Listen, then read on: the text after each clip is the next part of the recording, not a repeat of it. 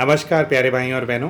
हम हैं पूर्व जन्म की कहानियों के कथावाचक, past life regression expert, life and leadership coach Hitesh Chhabra. प्यारे भाई और बहनों, आप सभी के लिए हम कहानी आज एक ऐसे भाई की लेकर के आए हैं जो कि अपनी सासू माँ की बीमारी से बहुत ज़्यादा परेशान है बेचारा। क्योंकि उनके जब से उनका विवाह हुआ है उनके सासू माँ इतने बीमार हैं और इनके जो धर्म पत्नी है वो उनकी ओनली चाइल्ड है। तो जो इनके सासू माँ है और इनके ससुर जी हैं वो इन लोगों के साथ ही रहते हैं। हालांकि जो हमारे सास ससुर होते हैं वो भी हमारे माता पिता ही होते हैं, लेकिन परेशान ये इसलिए नहीं है कि वो साथ में रहते हैं, लेकिन उनकी जो बीमारी है काफ़ी ज़्यादा उस पर खर्चा हो रहा है और इनकी अपनी जॉब वगैरह बिल्कुल भी जो है स्टेबल नहीं हो पा रही। अच्छा कमाते हैं लेकिन मतलब कभी भी इनकी जॉब जो है वो छूट जाती है, तो काफ़ी एक स्ट्रेस में रहते हैं। तो उससे जुड़े हुए भी प्रॉब्लम्स हैं, तो पूरा विस्तार में हम बताएंगे आपको इनकी कहानी। लेकिन उससे पहले हम ये बताना चाहते हैं दोस्तों, जैसा कि आप जानते ही हैं कि हम सोमनाथ जी आए हुए हैं सेवा के लिए। तो अभी जिस स्थान पर हम लोग रुके हुए हैं हम वहाँ से ये वीडियो रिकॉर्ड करके आप सभी के लिए हम पोस्ट कर रहे हैं।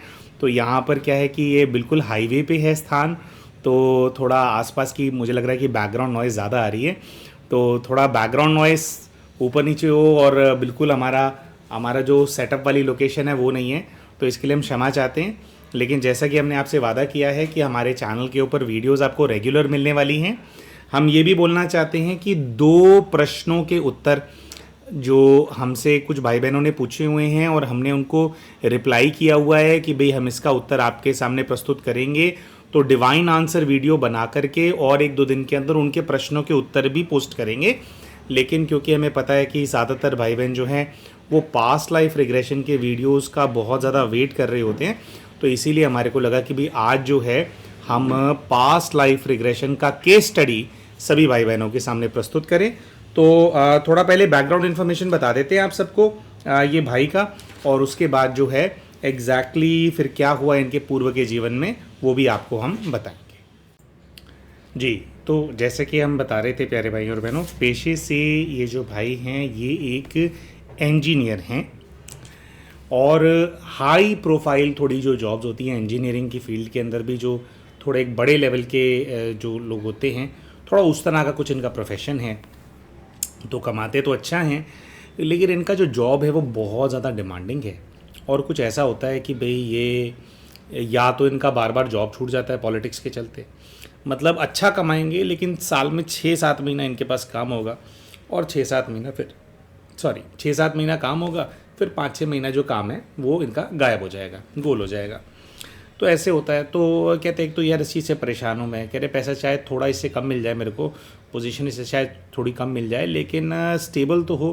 कह रहे कि ऐसा कोई मेरे को प्रोजेक्ट मिल ही नहीं पा रहा है, ऐसी कोई कंपनी मिल ही नहीं पा रही जिसके पास रेगुलर प्रोजेक्ट्स अवेलेबल हों और भाई मैं काम कर सकूं। और ये आज की बात नहीं है, कह रहे पिछले 10 वर्षों से ऐसा ही हो रहा है कि मेरी जॉब कभी भी छूट जाती है।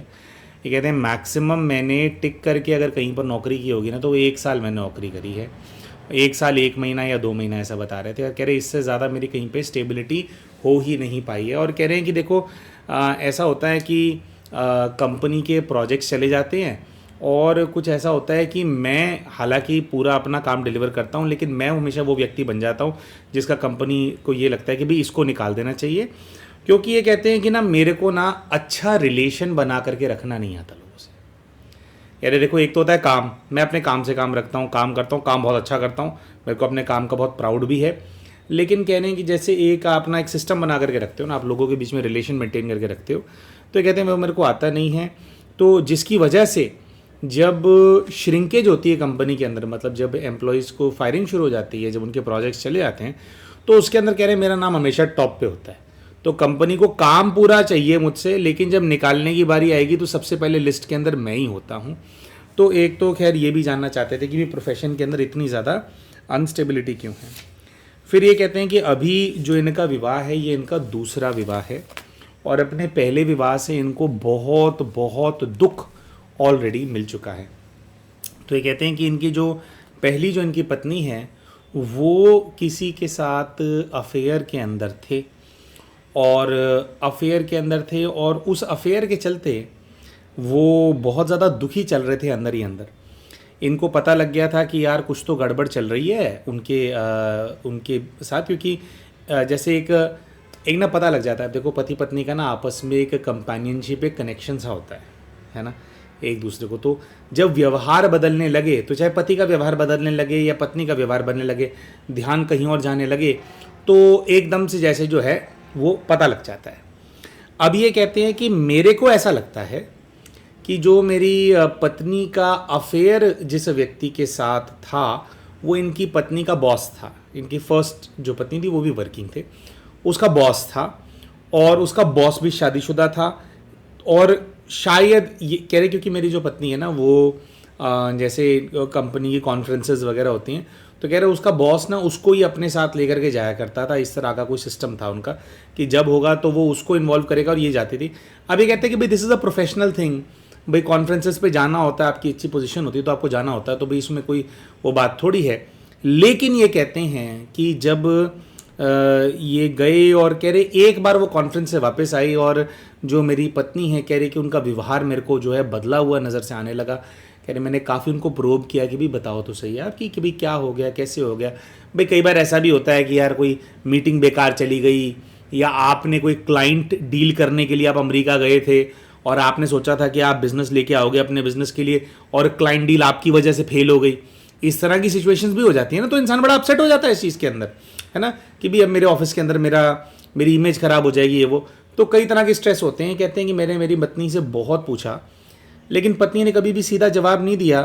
और कह रहे पत्नी ने तो एक दिन जवाब क्या देना था, कह रहे एक दिन उसने मुझे सीधा शॉक ही दिया।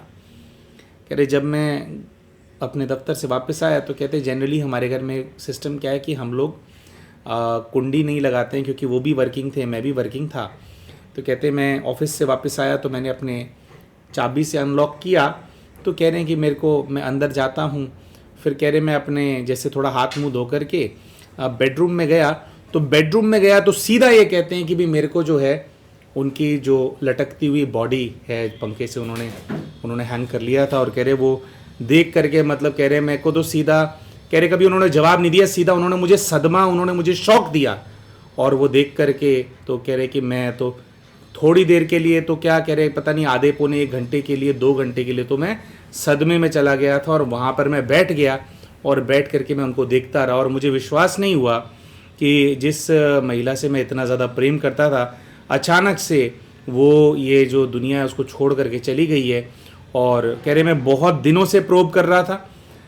उनका जो सुसाइड नोट होता है वो कहते मैंने पढ़ा, और वो सुसाइड नोट पढ़ करके मेरे को ऐसा फील हुआ कि जैसे शायद जो मैं प्रोबिंग कर रहा था, मैं चाह रहा था कि मेरी पत्नी भाई जो प्रेशर है, जो भी समस्या है उसमें से वो बाहर निकल जाए। लेकिन मुझे ऐसा लग रहा है कि जो मैं प्रोबिंग कर रहा था, जो समझने का प्रयास कर रहा था कि भाई क्या हुआ, शायद उसने उनका प्रेशर और ज़्यादा बढ़ा दिया। और उस सुसाइड नोट के अंदर ये कह रही हैं कि देखो अगर वो लिख करके जाती ना कि किसने किया है तो मैं उसको सबक सिखाता। तो कहती उन्होंने ये बताया ही नहीं कि किसके साथ उनका अफेयर चल रहा था। और कह रहे सुसाइड नोट के अंदर उन्होंने यही कहा कि भाई मुझसे गलती हो गई थी, और कह रहे कि वो किसी और के साथ शायद फिजिकली ऐसे इन्वॉल्व हो गए होंगे। तो कहते हैं कि वो खुद इस चीज़ को झेल नहीं पा रही थी बिल्कुल भी। और ये कहते हैं कि देखो अगर वो मुझसे शेयर करते तो हाँ मुझे बहुत ज़्यादा बुरा लगता, लेकिन फिर भी अगर गलती हो गई थी तो हम लोग शायद अपने रिलेशन को मैनेज कर लेते। कह रहे मैं मेल हूँ, मेरी मेल ईगो हर्ट होती, शायद लड़ता झगड़ता, हो सकता है एक आधा थप्पड़ मार देता। कह रहे वैसे तो मैंने कभी उन पर हाथ नहीं उठाया था, हमारा बहुत प्रेम था आपस में, लेकिन कह रहे हैं फिर भी अगर मुझे कह देती तो शायद हम किसी मैरिज काउंसलर को देख लेते, वैसे कर लेते। लेकिन ये कहते हैं इस चीज़ को अंदर वो घुट रही थी, और मुझे बताने से ज़्यादा उन्होंने फांसी के फंदे पर लटकना ज़्यादा उनको ईजी लगा। और कह रहे हैं उन्होंने कर दिया। तो कह रहे एक बहुत बड़े सदमे के साथ जो है मेरा जो पहला रिलेशन है वो ख़त्म हुआ। फिर ये कहते हैं कि जो मेरी धर्म पत्नी है, अब मेरे ससुराल वालों को पता था कि भाई मैं उनसे बड़ा प्रेम करता था, रिलेशन बहुत अच्छा था, तो मेरे ससुराल वाले सब लोग सदमे में चले गए। लेकिन ये कहते हैं कि 8-9 महीने बाद मुझे ऑफ़र किया गया कि जो मेरी ही पत्नी की जो छोटी बहन है उनसे मैं विवाह कर लूँ। लेकिन ये कह रहे हैं कि पता नहीं मुझे क्या हो गया था, मेरा दिल इतना टूट गया था।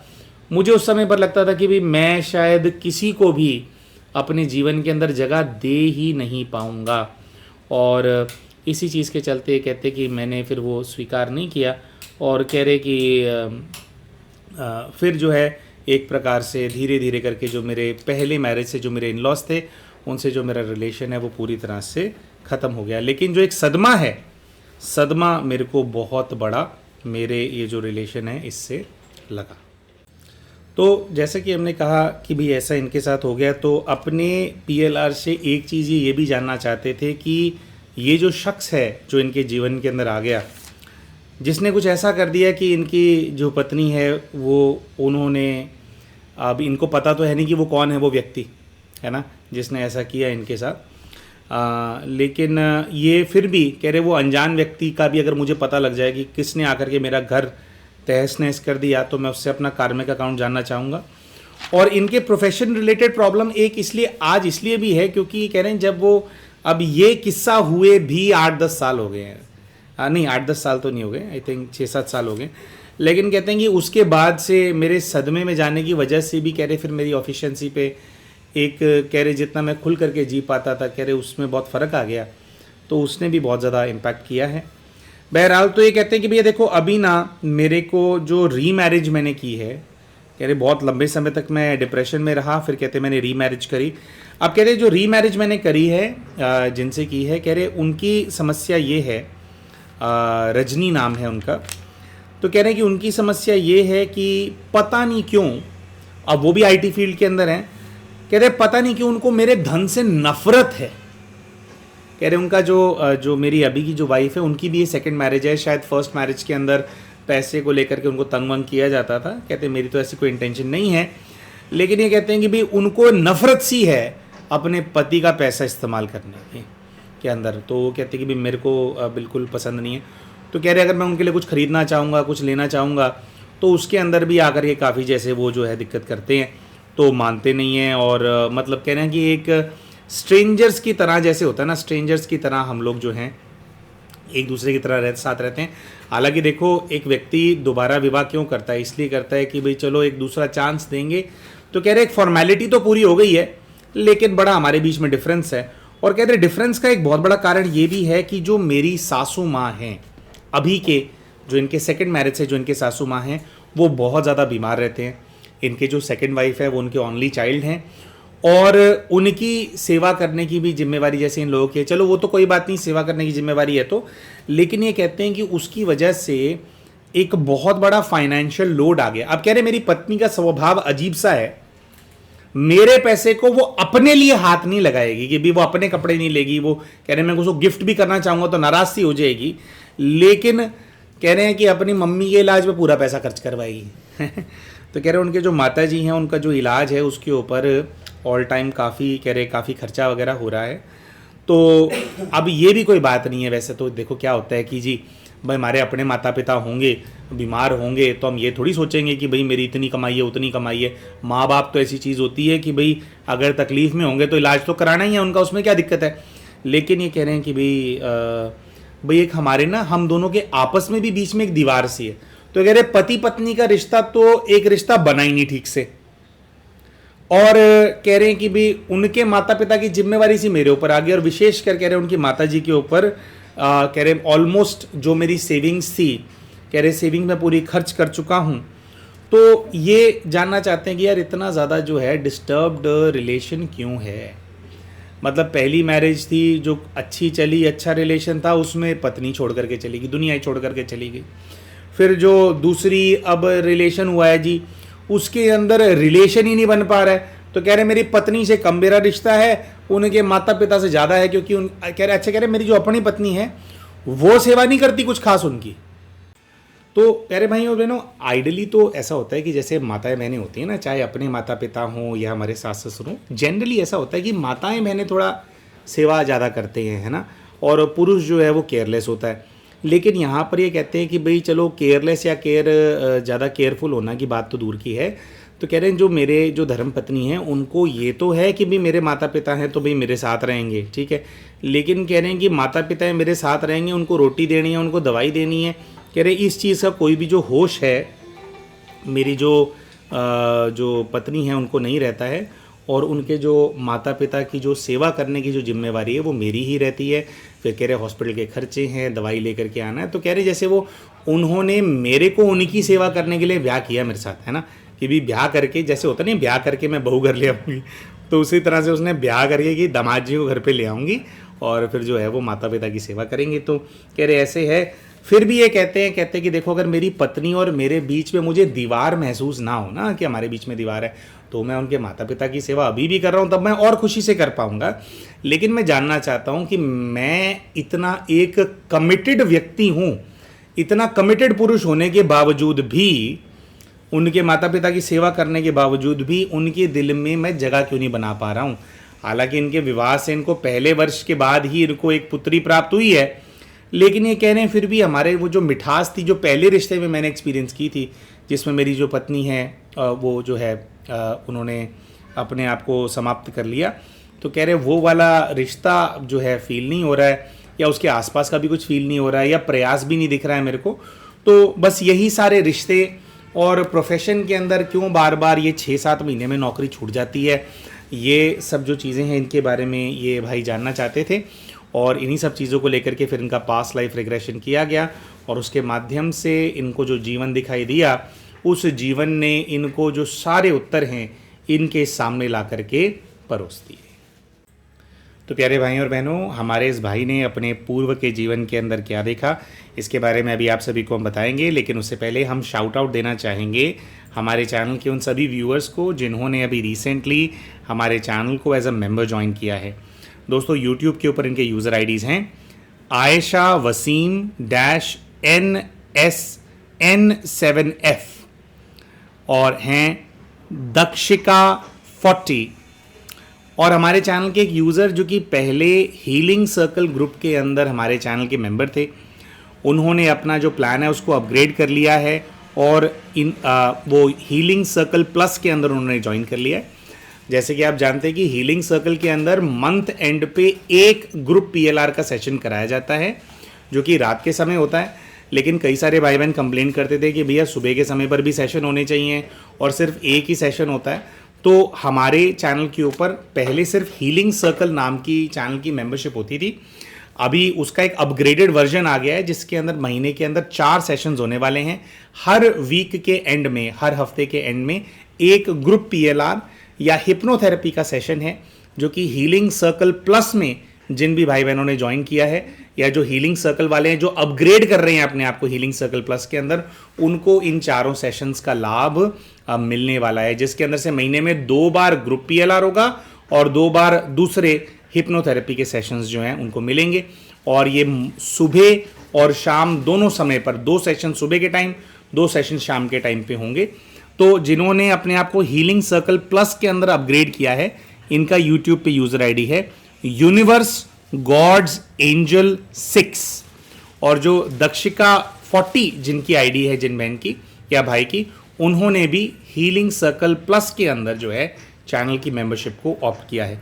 तो दोस्तों, अगर आप भी इन भाई बहनों की तरह हमारे चैनल के मेंबर बनना चाहते हैं और जो हमारे चैनल के मेंबर्स के लिए विशेष हम ग्रुप PLR के सेशंस कंडक्ट करते हैं या फिर हिप्नोथेरेपी के सेशंस जैसे inner child healing, womb healing, communication with negative energies और उसमें रीज़न एक्सप्लोर करना कि क्यों वो तंग कर रहे हैं, इस तरह के जो सेशंस हम कंडक्ट करते हैं, अगर इनका आप लाभ उठाना चाहते हैं और फ़ायदा इनका लेना चाहते हैं तो हमारे चैनल का ये जो वीडियो है इसके नीचे आपको ज्वाइन बटन नज़र आ रहा होगा, आप ज्वाइन बटन पे क्लिक करके चैनल की मेंबरशिप के लिए ऑप्ट कर सकते हैं। वो लेफ्ट साइड पे आपको ऑप्शन दिखाता है कि हीलिंग सर्कल में ज्वाइन करना है या हीलिंग सर्कल प्लस में करना है, तो आप उस पर क्लिक करके अकॉर्डिंगली जो है आप जो मेंबरशिप है उसके लिए ऑप्ट कर सकते हैं। तो प्यारे भाई और बहनों, अब बात करते हैं कि जब ये भाई अपने पूर्व के जीवन में जाते हैं तो क्या देखने को मिलता है। तो सबसे पहले तो ये जो पहला दृश्य देखते हैं उसके अंदर ये देखते हैं कि ये खुले आसमान के नीचे खड़े हैं, शाम का समय है और नीचे की तरफ देखते हैं तो ऐसा लगता है कि जैसे मार्बल की बनी हुई ज़मीन है।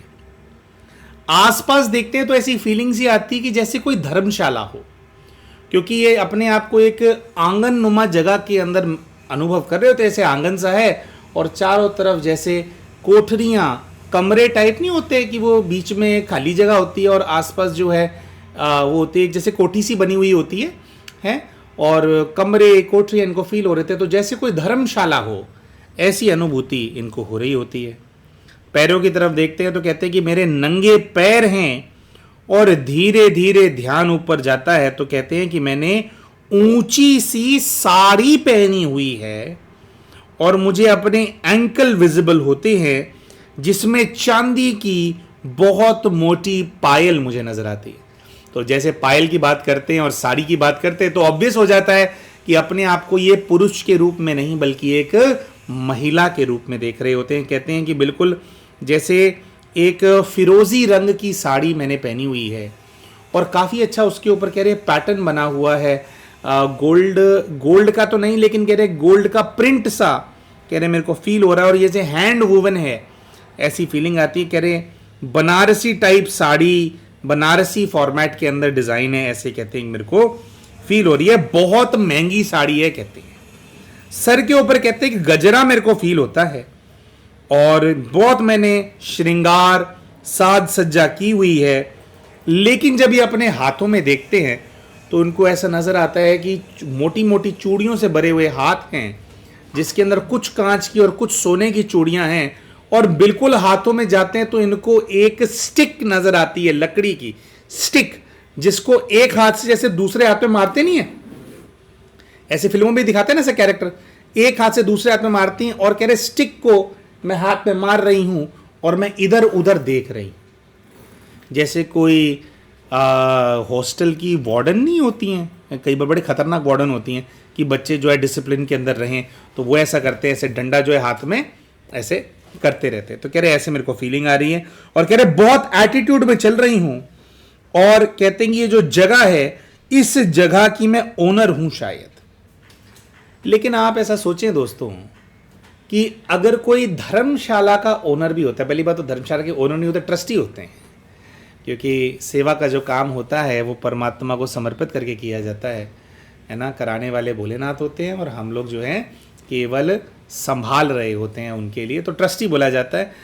ये कहती है कि मैं मालिक हूँ, और अचानक से जो वाइब्रेशन है वो चेंज सा होने लगता है और उनको अपना असली जो चेहरा है पूर्व के जीवन का जैसे वो सामने आने लगता है। और ये कहते हैं कि मैं कुंवारी हूँ, और कहते हैं कि ये जो महिला है जो मैं खुद को देख रहा हूँ जिस महिला के रूप में, ये औरतों को बेचती है।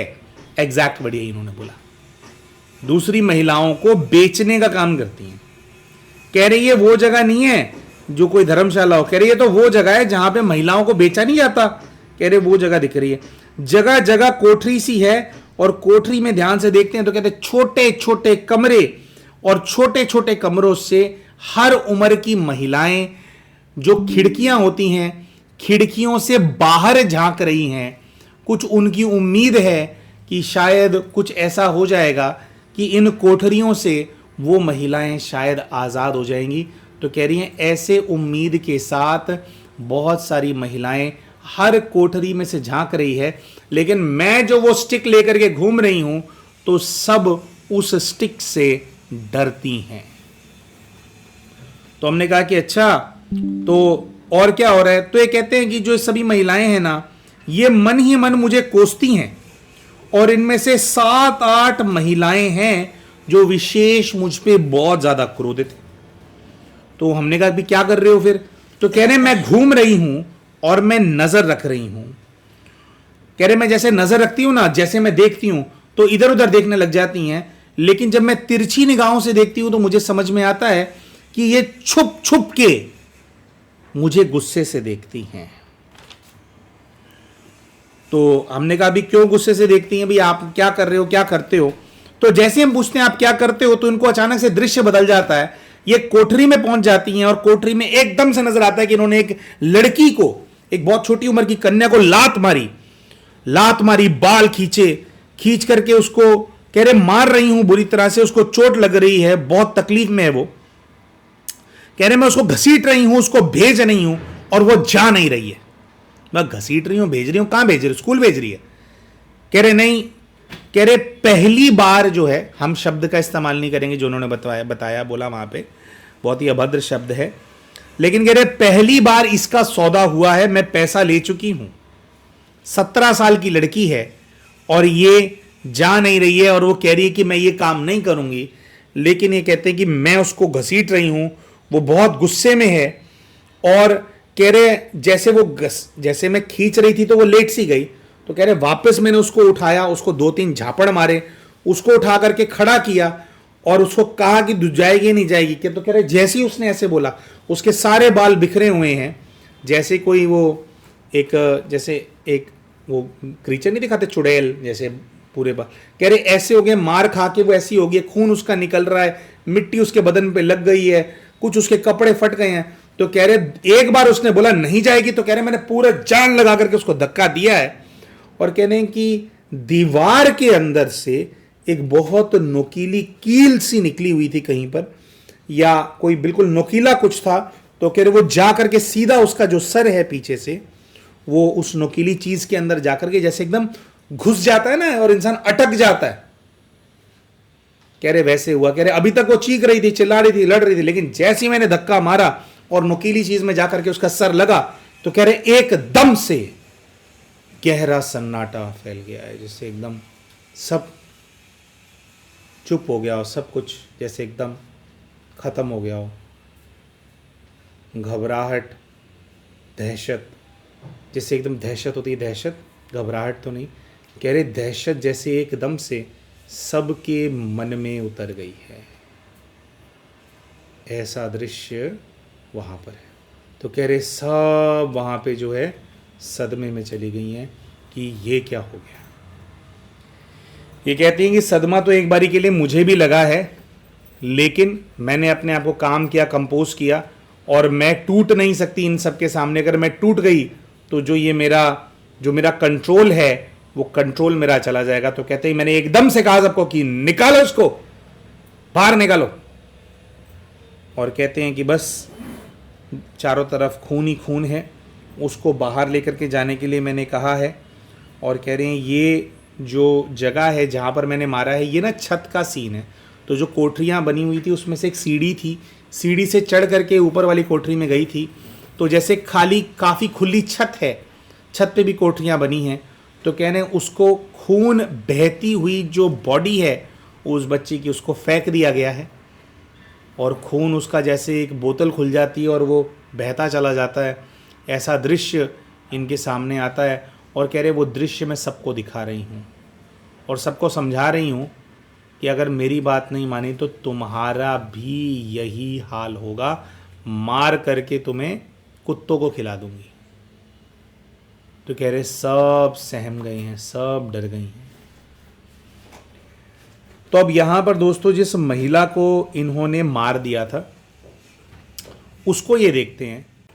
तो वैसे तो आप लोग समझ ही गए होंगे दोस्तों, लेकिन आप बताइएगा कि आपने सही गेस किया किरदार या नहीं। जिस महिला को इन्होंने मार दिया था उसको इन्होंने अपनी इस जीवन की बीमार सास के रूप में देखा, सास के रूप में, जिसकी दवाइयों पे पिछले 3 वर्षों से खर्चा कर रहे हैं और वो ठीक नहीं हो रही हैं। और एक बहुत ज़्यादा स्ट्रेस जो सासू माँ है उनकी बीमारी की वजह से इनके जीवन के अंदर है। और बिल्कुल जब ये उसकी हत्या कर रहे थे, उस लड़की को मार पीट रहे थे, तो बिल्कुल साथ में एक और लड़की थी जो कि इनका मुकाबला करने को तैयार हो ही रही थी। वो इस कन्या की बेस्ट फ्रेंड थी। उसको इन्होंने देखा अपने इस जीवन के ससुर जी के रूप में। तो जो मर गई वो सास, और जो बिल्कुल उसके साथ खड़ी थी, जो सबसे ज़्यादा शायद दहशत के अंदर चली गई हो, क्योंकि वो उसकी बहुत अच्छी दोस्त थी और ये वाली लड़की उसको बचाना भी चाहती थी। तो उसको इन्होंने अपने इस जीवन के ससुर के रूप में देखा। तो आगे जी, फिर आगे भी इनको और भी चीज़ें नज़र आती है। तो हम कहते हैं भाई आपका कोई घर परिवार है क्या? तो ये कहते हैं कि हाँ, मेरी अपनी एक माँ है जो कि यहाँ नहीं रहती है। मेरी माँ गांव में रहकर, माँ है या माँ थी, शायद अभी नहीं है, अभी जो दृश्य देख रहे हैं, लेकिन माँ थी। जब हम पूछते हैं तो फिर ये थोड़ा इनकी उम्र कम हो जाती है। और ये कहते हैं कि गांव में माँ रहती थी, और अपना ये जो जिस स्थान को चलाते हैं यहाँ के दृश्य से ये गांव के दृश्य के अंदर चले जाते हैं। और गांव के दृश्य में जाते हैं तो ये कहते हैं कि जो मेरी माँ है वो मेरा अभी की जो मेरी पत्नी है ना, जो सेकंड वाइफ है रजनी, कह रहे वो नज़र आ रही है मुझे उसके अंदर। ये कह रहे हैं कि मुझे वो दृश्य दिखाई दे रहा है जब मैं 15 वर्ष की थी। तो हम पूछते हैं कि 15 वर्ष के थे तो क्या करते थे, तब भी ये थे? तो कह रहे नहीं, इस तरह के देह व्यापार या जो ये काम कह रहे ऐसे किसी काम में नहीं थी, लेकिन कह रहे मैं उस समय पर भी समझती थी कि मुझसे बेटर कोई नहीं है। क्यों नहीं है? कह रहे इसलिए मुझसे बेटर कोई नहीं है क्योंकि सब मेरे पीछे पीछे आ रहे हैं। गांव वाले बहुत भाव देते हैं मुझे और ये कहते हैं कि मैं ही सब कुछ हूँ। हाँ, तो ये कहते हैं गांव में लोगों के लिए मैं ही सब कुछ। नहीं, कह रहे गांव वाले बहुत भाव देते हैं मुझे, जो मेरी माँ है वो अकेली है और मैं ही सब कुछ हूँ उसके लिए। लेकिन ये कहते हैं मेरी माँ मुझसे गुस्से में रहती है। क्यों?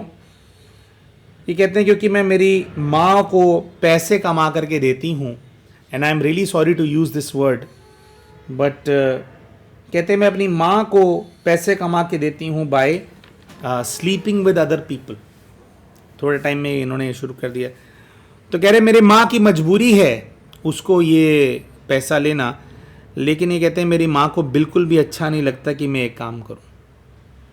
पिताजी की ऑलरेडी मृत्यु हो चुकी है, कोई भाई या दूसरा बहन है नहीं। तो कह रहे हैं कि माँ को बहुत ज़्यादा गुस्सा आता है इस बात का कि वो मुझ पर निर्भर है।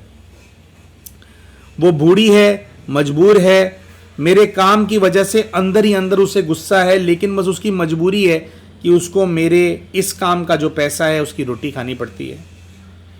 फिर आगे दृश्य देखती है कि इसके अंदर ये लगभग 25 वर्ष की हो गई हैं।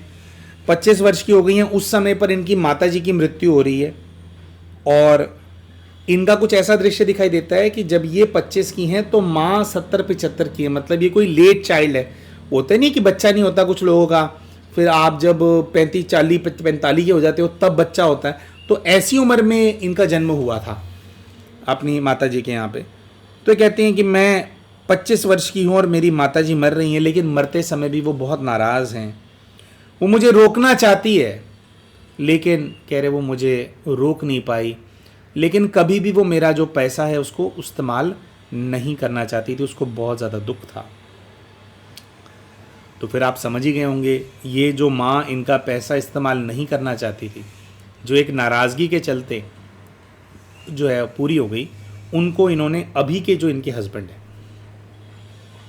जो इनके हस्बैंड बोल दिया, अभी की जो इनकी वाइफ है, जो इनकी सेकंड वाइफ हो गई, जिनके बीच में और उनके बीच में इनको एक दीवार सी महसूस होती है, उनको इन्होंने देखा कि भाई ये इनके पिछले जीवन की जो अभी की पत्नी मिली है सेकंड, पिछले जीवन की इनकी माँ थी जब ये खुद भी कन्या थी, माँ बेटी थे दोनों। वो माँ पूरा जीवन भर नाराज़ रही कि मेरी बच्ची ऐसा काम करती। माँ कहती थी कि हम 2 रोटी कम खा लेंगे, हम सूखी रोटी से गुजारा कर लेंगे, तो ऐसा काम मत कर। लेकिन ये कहती हैं कि बात सिर्फ पैसा कमाने की नहीं थी या कोई मजबूरी में माँ को संभालने की बात नहीं थी। मुझे इस चीज़ का चस्का बहुत था कि लोग जो है मेरे पीछे पीछे घूमते हैं, तो मेरे को बहुत खुशी मिलती थी इस चीज़ से। फिर आगे देखते हैं कि फिर हमने पूछा कि अच्छा अभी वाली जो वाइफ है वो तो पता लग गई, जिस वाइफ ने आत्महत्या कर ली वो कौन है? तो जब हमने ये बोला तो कहते हैं कि मुझे एक लेडी बहुत गुस्से में दिख रही है और वो किसी की पत्नी है, और कहते हैं कि मैंने उसके पति को अपने पीछे लगा लिया है? और कह रहे मैंने उसको पति को पीछे लगा लिया है। तो जो महिला है इसको बहुत बहुत ज़्यादा दुख है कि उनके पति ने जो है उनका ध्यान रखना पूरी तरह से छोड़ दिया है। तो अब यहाँ पे दोस्तों, जिस व्यक्ति को इन्होंने अपने पीछे लगा लिया था, जिसके चलते उसकी पत्नी को बहुत ज़्यादा दुख हुआ था, जिस व्यक्ति को उन्होंने अपने पीछे लगा लिया था, उनको तो इन्होंने अपनी पहली पत्नी के रूप में देखा, जो इनकी फर्स्ट वाइफ थी। और जो पीछे दुखी रह गई होगी, मतलब उसकी पत्नी से तो कभी ये मिले नहीं, लेकिन जो दुखी रह गई, जिसको बहुत ज़्यादा दुख था कि उसका पति इन्होंने छीन लिया है, उससे इनको वो वाला वाइब्रेशन आया कि ये वही व्यक्ति है जिसकी वजह से इनकी पहली पत्नी ने सुसाइड किया, जिसके साथ वो फिजिकली इन्वॉल्व हो गए थे, इंटीमेट हो गए थे, और गिल्ट उनके अंदर आ गया था कि उन्होंने इनको धोखा दिया है, जिसके चलते जो है फिर जो है उन्होंने फिर सुसाइड ही कर लिया, इनको फेस नहीं कर पाए। लेकिन देखने की बात यह है कि वो जो भी आत्मा थी, जो इनकी पहली पत्नी थी, पिछले जन्म में उन्होंने अपनी दूसरी जो पत्नी है, जो उनकी एक्चुअल पत्नी थी, थोड़ा कंफ्यूजिंग हो गया यहाँ पे, तो उनकी जो पत्नी थी उनको इनके लिए धोखा दिया था। तो पत्नी को दुख बहुत मिला होगा, पूरे जीवन भर उसने झेला होगा कि मेरा जो पति है वो एक ऐसी महिला के चक्कर में पड़ गया है ना। तो इस बार क्या है ना, ये देह व्यापार में तो है नहीं, इस बार ये पुरुष बनकर के जन्मे और वो इनकी पहली पत्नी थी। लेकिन वो आत्मा जिसको दुख मिला तो वो आई, उनके साथ संबंध संपर्क में आई, उनको जैसे भी अपना जो भी उनका आपस में आकर्षण पैदा हुआ और ऐसी परिस्थिति पैदा कर दी कि जो इनकी फर्स्ट वाइफ थी, यानी इनके पिछले जीवन के बॉयफ्रेंड लगा लीजिए आप एक प्रकार से, उसने जो है फिर अपनी आत्महत्या कर ली। तो कहीं ना कहीं जो उस आत्मा को दुख मिला था उसने आकर के बदला लिया कि वो ऐसा निमित्त बनी कि इनकी वाइफ ने अपने प्राण दे दिए और वो जो है अपना गुप्त का गुप्त रह गया। सुसाइड नोट में उसका नाम भी नहीं आया, सुसाइड नोट में नाम आया था तो उसको चक लेती पुलिस, लेकिन वहाँ से भी देखो बच गया। क्या कर्मों के हिसाब किताब होते हैं। तो चलिए जी बिल्कुल अंत की तरफ जाते हैं। तो मृत्यु के सीन में जाते हैं, ये मृत्यु के सीन में इनको भेजा जाता है। देखो मृत्यु कैसे हो रही है। तो ये देखते हैं कि मेरे चारों तरफ लड़कियां खड़ी हैं, 60 से 65 की आयु है मेरी, और कह रहे हैं मैं हार्ट प्रॉब्लम की वजह से मेरी मृत्यु हो रही है। तो गाइड से पूछा गया कि भाई जो जीवन है अभी के जीवन में काम धंधे में, चलो ये रिलेशनशिप्स ख़राब है मैं समझती हूँ, क्योंकि भाई ऐसा मैंने इनसे काम कराया, तो भाई काम में मेरी तरक्की क्यों नहीं होती है, पैसे क्यों नहीं आते हैं तो टिकते क्यों नहीं है, क्यों मेरे ख़राब हो रहे हैं। तो गाइड ने कहा कि बच्चे कि तुमने सबके पैसे खाए हैं गलत काम करवा करके उनसे, है ना। वैसे तो कई लोग जो हैं कि लोगों को जैसे एक्स्ट्रा मेहनत मजदूरी करवा करके भी मजदूरों के पैसे खा जाते हैं, है ना।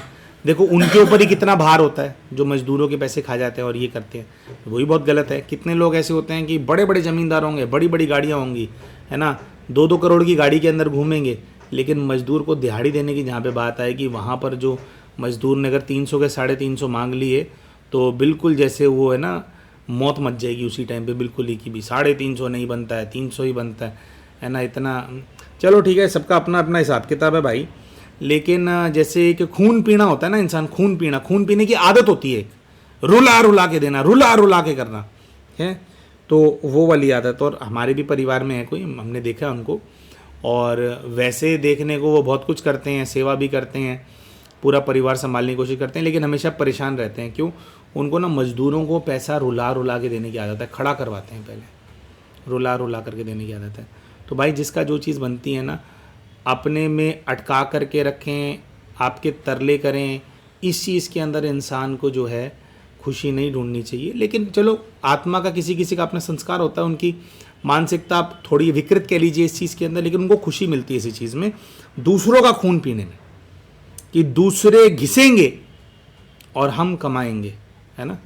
देखिए कोई इंसान काम धंधा शुरू करता है, चलिए आपके पास एम्प्लॉयज़ होते हैं, आपके लिए लोग काम करते हैं, लेकिन एक हमारी सोच इंसान की होती है कि भाई हमें ग्रो करना है, काम सबको करना है, काम नहीं करेंगे तो भाई कैसे ग्रोथ होएगी। ये भी नहीं है कि लोग केयरलेस हो जाए, लेकिन तो सबसे काम कराना एक बात होती है, लेकिन खून पीने की एक इंटेंशन होती है कि रुला रुला के देंगे, टाइम से नहीं देंगे, खून पीने की इंटेंशन एक होती है। तो जितना खून पीने की इंटेंशन होती है उसका बहुत भार आता है, क्योंकि आपने देखो अल्टीमेटली पैसे दे भी दिए व्यक्ति को, लेकिन जो वो रोया, जो उसको रोना पड़ा, जो उसको तरसना पड़ा, वो उस चीज़ का भार एक्यूमुलेट होता रह जाता है। और फिर ऐसी परिस्थितियों के अंदर हम फंस जाते हैं कि हमारे को जन्म मिलते हैं, उसमें हम काम करने की कोशिश करें, हमारे काम में स्टेबिलिटी नहीं आती, हमारे अपने जॉब में स्टेबिलिटी नहीं आती, क्योंकि हमने तरसाया रुलाया बहुत ज़्यादा था। तो वो जो तरस और जो रुलाया है लोगों को, उसका ना एक भार सा होता है, मतलब एक ना वो डिस्टर्बिंग एनर्जी है वो यूनिवर्स के अंदर। तो जब आप दोबारा काम करोगे वो डिस्टर्बिंग एनर्जी आपको डिस्टर्ब करने के लिए आती है। तो कहते हैं कि भाई गाइड ने कहा कि बच्चे तुमने सबके पैसे खाए हैं गलत काम करा करके, तो ये उसका भार है, इसलिए तुम्हारा काम धंधा सेट नहीं हो रहा है। तो और फिर भाई जैसे वो जो बच्ची है, जो कुंवारी बच्ची है जिसको तुम भेज रहे थे गलत काम करने के लिए, तुमने उसको मार दिया था, है ना, तुमने उसका जीवन छीन लिया, तो अब तुम्हारी जो सास है इसका जीवन दोबारा जाने वाला है, तो ये उसका बदला ले रहे हैं तुमसे कि अब उसका जीवन तुम ही बचाओगे। पैसे हैं तुम्हारे पास, नहीं है, कह रहे तुम्हारी पत्नी भी पैसा नहीं लगाएगी, तुम्हारी एक एक पाई जो है उनके इलाज में जाएगी, और जब कर्जा पूरा हो जाएगा उसके बाद वो छोड़ करके जाएंगे, फिर वो परमानेंटली छोड़ करके जाएंगे। लेकिन गाइड ने कहा कि तुम्हारे को अपने मन के अंदर भी इस बात को लाना नहीं है, तुम्हारे को पैसा कमाना है और लगाना है उनकी सेवा पे, तभी ये भार ठीक होगा, और क्षमा मांगो उनसे।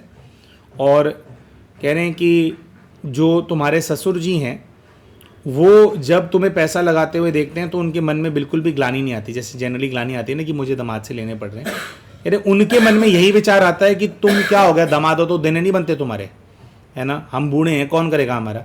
तो कह रहे हैं उनके मन में विचार इसीलिए आता है ये वाला, ये अंदर से उनका, तुम्हारे को कुछ कहते नहीं है, अंदर से उनका एटीट्यूड इसीलिए है क्योंकि वो आत्मा जानती है कि कैसे तुमने क्या करवा करके तुम उनके पैसे खाया करते थे। तो इस तरह से भी इनको जो है क्लैरिटी मिल गई। तो सारी हमने क्लैरिटी दे दी। वो वाली क्लैरिटी तो पहले ही मिल गई थी वहाँ पे दोस्तों, कि जो पहली वाली वाइफ है उन्होंने क्यों ऐसा इवेंट इनकी लाइफ के अंदर आया, है ना, कि भी उनकी मृत्यु हो गई, और जिस व्यक्ति की वजह से मृत्यु उसका पता भी नहीं चला, क्योंकि पिछले जीवन में उसी व्यक्ति को तो धोखा दिया ना इन लोगों ने मिलकर के। तो इस प्रकार का इवेंट इसलिए उनकी वजह से आया था। तो बिल्कुल फिर अंत में गाइड से पूछा गया कि जी अब करना क्या है, तो गाइड ने इनको क्लैरिटी दी कि भाई देखो तुमने ना बहुत ज़्यादा गलत काम करवा करके लोगों का बहुत सारा पैसा खाया है, तो एक तो तुम क्षमा मांगो, ज़्यादा से ज़्यादा क्षमा योग करो, आत्माओं को इमर्ज करो, परमात्मा से शक्ति लो और उनको दो, उनसे माफ़ी मांगो कि जो आपसे मैंने छीना है, जो आपके हिस्से का, आपके हक का था, वो जो मैंने खा लिया है, मैं ईश्वर के आशीर्वाद से, उनके प्रकाश से, उनके तेज से आपको मैं वापस देती हूँ। एक तो उन्होंने कहा कि ये करो, और दूसरा उन्होंने कहा कि भाई जितनी हो सकता है जन कल्याण के कार्यों से जुड़ो, ज़्यादा से ज़्यादा सेवा करो। तुमने एक नहीं, दो नहीं, हजारों लड़कियों की ज़िंदगी खराब करी थी अपने इस जीवन के अंदर, तो इसका भार उतारने के लिए बहुत मेहनत करनी पड़ेगी, बहुत मेहनत करनी पड़ेगी। गाइड ने कहा कि जहाँ पर आपको दिखे कि भाई देखो जब शिक्षा का डेप्रिवेशन होता है ना लाइफ में, बच्चियाँ होती पढ़ी लिखी नहीं होती हैं और उनके सर से माता पिता का साया उठ जाए, तो क्या होता है, जो राक्षस होते हैं ना उनको मौका मिल जाता है कि अकल तो है नहीं, इसको उठा करके उनको ऐसी चीज़ों में डाल दो।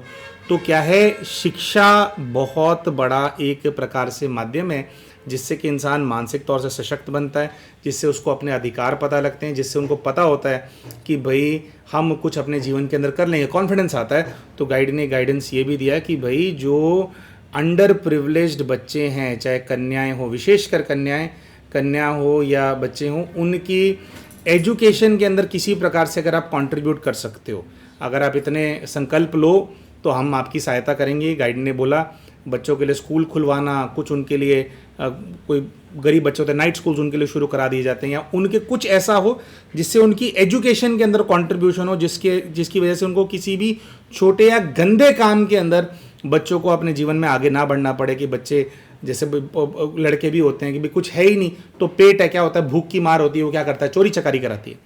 तो दूसरे जो छोटे बच्चे हैं जो अंडर प्रिविलेज्ड हैं, उनको सशक्त बनाने की कोई सेवा अगर कर सको, तो उसके अंदर गाइड ने इनको कहा कि इस प्रकार के काम में तुम्हारे को सेवा में आगे बढ़ना है। इन्होंने कहा कब ठीक होगा, तो उन्होंने बोला बच्चे बहुत पाप करके आए हुए, अभी कब ठीक होगा ये सब नहीं सोचने का, सेवा में लगने का सोचने का। उन्होंने बोला कि वो मतलब उनका तो इशारा यह था कि सेवा को समर्पित करो अपना जीवन, ठीक है, घर के रिश्ते आप अपने संभालो लेकिन करो। तो इस लौकिक सेवा के आधार के अगर रीति हम देखें तो बच्चों को सशक्त बनाने की सेवा करनी है, इस चीज़ की आज्ञा इनको इनके गाइड से मिली। और आध्यात्मिक सेवा की अगर हम बात करें तो क्षमा योग करना, और इस पूरे विश्व को परमात्मा से शक्ति लेकर के, सकाश दे करके सकाश को बांटना, आत्माओं से क्षमा मांगना जिनका ये ऑलरेडी अहित करके आए हैं, क्योंकि कई सारी आत्माएं क्या होती है, अव्यक्त रूप में भी घूम रही होती हैं, अड़चन पैदा करने वाली उनकी एनर्जीज, उससे उन्होंने कहा न्यूट्रलाइज होगी। और जो ये सेवा की, अब जो हम मनसा सेवा की हम बात कर रहे हैं, देखिए फिजिकल लेवल पे तो जा करके चलो, जैसे जब परिस्थिति बदलती है जीवन में तब इंसान करता है, लेकिन मनसा सेवा एक ऐसी चीज़ होती है कि इंसान अपने घर बैठे बैठे, दफ्तर बैठे बैठे भी कर सकता है। तो अगर आप जैसे इनको जो गाइडेंस मिला, अगर इन लाइंस पे अगर आप भी ध्यान के माध्यम से कैसे हम दूसरी आत्मा को सशक्त बनाने में अपनी शक्ति का सहयोग दे सकते हैं, परमात्मा से जुड़ करके दूसरी आत्मा को कल्याण कर सकते हैं। अगर तो प्यारे भाइयों और बहनों, अगर आप ये ध्यान सीखना चाहते हैं, जैसे कि हमने कहा कि परमात्मा से जुड़ करके उनसे शक्ति लेकर के उन सभी आत्माओं का कल्याण करना है जिनसे हमारे हिसाब किताब हैं, या विश्व की वैसे ही सभी आत्माओं को सकाश देना है, जो विधि होती है परमात्मा से शक्ति ले करके कैसे हमारे को पूरे विश्व में फैलानी है, अगर आप ये सीखना चाहते हैं तो हमारे इस वीडियो के जो पिंड कमेंट है उसके अंदर हमारा एक व्हाट्सएप ग्रुप है, उसका लिंक हम आप सभी के साथ हम शेयर कर देंगे। हर महीने जैसा कि आप जानते हैं ये जो साधना है इसका जो मेडिटेशन का जो कोर्स है उसको कराया जाता है। तो अभी तो जनवरी चल रहा है जी, तो 15 फरवरी के आसपास, थोड़ा आसपास होता है, कभी 12 फरवरी हो जाता है, कभी 17-18 फरवरी हो जाता है, मतलब 15 तारीख के आसपास जो है कोर्स जो है अगले महीने भी शुरू होगा। अगर आप चाहें तो हमारा जो वीडियो का कमेंट है उसके माध्यम से आप इस ग्रुप को ज्वाइन कर सकते हैं और अगले महीने जो आप अपना कोर्स है वो आप कर सकते हैं। आप सीख सकते हैं कि कैसे आपके जो कर्म बंधन हैं उनके भार से कैसे छूटना है।